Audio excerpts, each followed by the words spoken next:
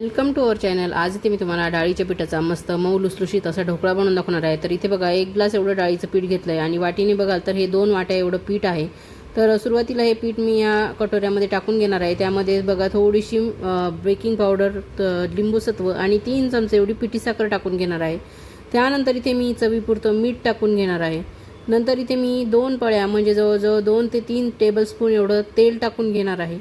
तर हे सर्व जिन्नस आपण सुरुवातीला चांगले एकत्र करून घेणार आहेत आणि नंतर थोडं थोडं पाणी टाकून हे पीठ आपण भिजवणार आहे।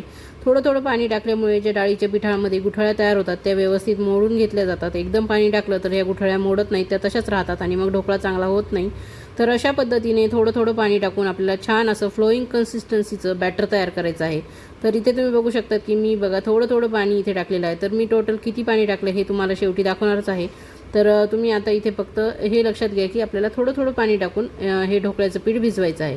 तर अशा पद्धतीने हे पीठ भिजवायचं आहे आणि ढोकळ्यामध्ये आपण जे साहित्य टाकले ते एकाच डायरेक्शनमध्ये आपल्याला व्यवस्थित हात फिरवून कालवून घ्यायचा आहे। दुसऱ्या डायरेक्शनने हात जर तुम्ही फिरवला तर तुमचा ढोकळा चांगला फुलत नाही। एकाच डायरेक्शनमध्ये आपल्याला हे सर्व साहित्य चांगल्या पद्धतीने मिक्स करून एकत्र करून चांगलं हे फ्लफी असं पीठ तयार करायचं आहे। तर अशा पद्धतीने ज्या डायरेक्शनने आपण एका साईडने हात फिरवला तीच डायरेक्शन आपली ठेवायची आहे सगळं कालवताना। तर इथे जवळजवळ मी 1 ग्लास पाणी घेतलं होतं, तर पाऊण ग्लास एवढं पाणी मला लागलेलं आहे। आणि बघा मी ही स्टीमरची प्लेटसुद्धा तेलाने ग्रीस करून ठेवलेली आहे आणि हे सर्व कृती करत असताना मी इथे स्टीमरमध्ये पाणीसुद्धा तापत ठेवलेलं आहे, कारण की जेव्हा आपण सोडा घालणार आहेत त्याच्या आधी आपलं पाणी तापलेलं पाहिजे। म्हणजे सोडा घातल्यानंतर लगेचच आपल्याला त्यावरती थोडंसं पाणी टाकून व्यवस्थित सोडा मिक्स करून घ्यायचा आहे आणि लगेच आपल्याला ते स्टीमर प्लेटमध्ये टाकून वाफ येण्यासाठी ठेवायचं आहे। त्यामुळे आपला ढोकळा लगेच छान असा फुलून येतो, त्याला चांगली जाळी देखील पडते।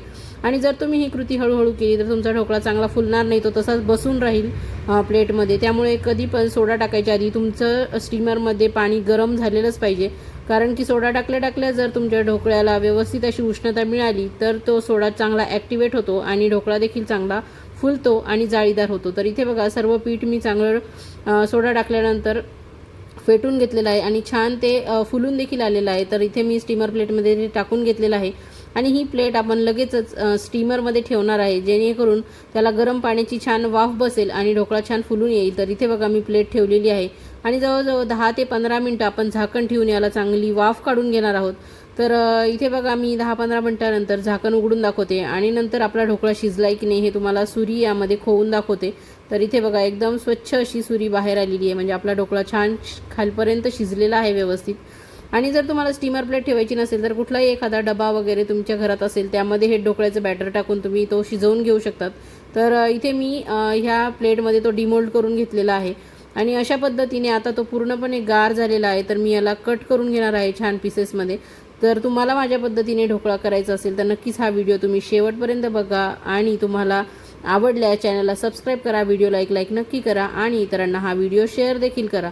तर अशा पद्धतीने तुम्ही ढोकळा नेहमीच करतात का किंवा केला नसेल तर नक्की या पद्धतीने करून बघा। अगदी कमी साहित्यामध्ये झटपट होणारा आणि पोटभरीचा असा हा पदार्थ आहे।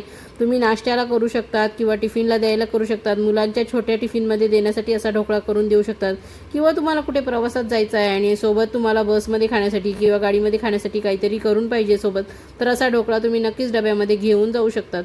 तर इथे मी सर्व ढोकळ्याचे व्यवस्थित पीस कट करून घेतलेले आहेत आणि ही सर्व कृती झाल्यानंतर आपण इथे फोडणी देखील करून घेणार आहोत। तर इथे मी तुम्हाला सुरुवातीला आधी हा ढोकळा दाखवते। बघा किती छान अशी जाळी पडलेली आहे आणि मस्त असा फ्लफी झालेला आहे। तर जाळी तुम्ही बघू शकता, एकदम सुंदर अशी जाळी पडलेली आहे। तर इथे मी फोडणीसाठी बघा पॅनमध्ये तेल तापून घेतलेलं आहे, जिरे मोहरी टाकलेली आहे। तुम्हाला जर तीळ आवडत असेल तर तुम्ही यामध्ये तीळ टाकून घ्या। कढीपत्ता माझ्याकडे आज नव्हता, तुम्ही कढीपत्तासुद्धा टाकू शकतात।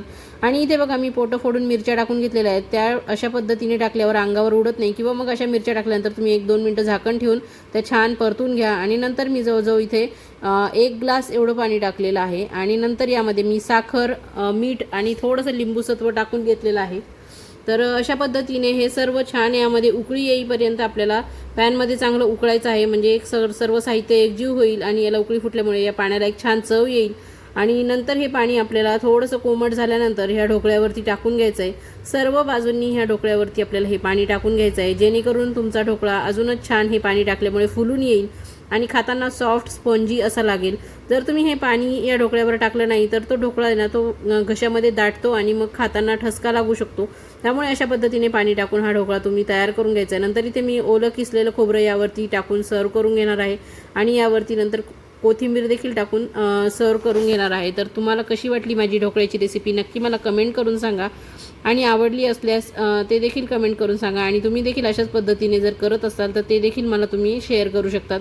तर नक्कीच माझ्या पद्धतीने एकदा करून बघा, खा प्या मजा करा आणि असेच नवनवीन व्हिडिओ तुम्ही माझ्या चॅनलवर बघत राहा. तर इथे बघा आता पाणी टाकल्यानंतर मी तुम्हाला ढोकळा दाखवते की आतून तो किती छान ज्युसी असा झालेला आहे.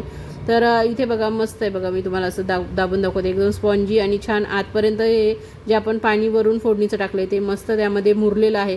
तर नक्की ट्राय करून बघा.